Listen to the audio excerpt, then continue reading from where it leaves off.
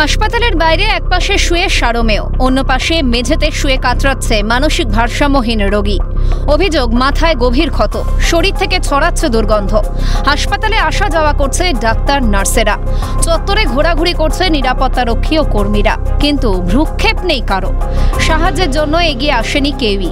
করুণ অমানবিক দৃশ্য নদিয়ার কৃষ্ণনগরের শক্তিনগর জেলা হাসপাতালের।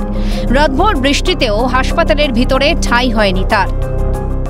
একজন পেশেন্টকে আমি সকাল থেকে খুব কষ্ট পেতে দেখছি, যার মাথার এখানে কোনো একটা ইনফেকশন হয়েছে, যে কারণে প্রচণ্ডভাবে ওটা পোকা বা এই ধরনের কিছু ঘা ওর মাথায় হয়েছে।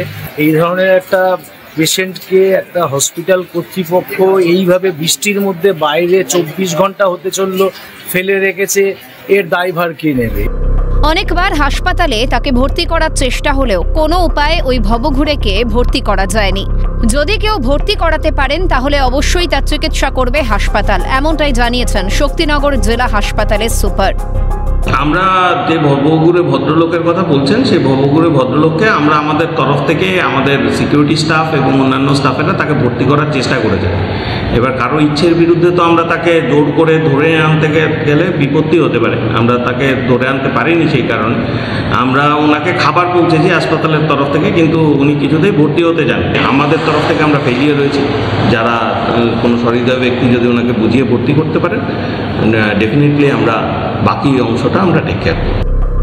ফের শিরোনামের সরকারি হাসপাতাল, একজন রোগী হাসপাতালের বাইরে কাতরাচ্ছে, অথচ কেন উদাসীন প্রশাসন? তাহলে টাকা না থাকলে সরকারি হাসপাতালেও কি অসহায় মানুষদের মিলবে না চিকিৎসা পরিষেবা? নদিয়া থেকে প্রসেনজিৎ বিশ্বাসের রিপোর্ট, ক্যালকাটা নিউজ।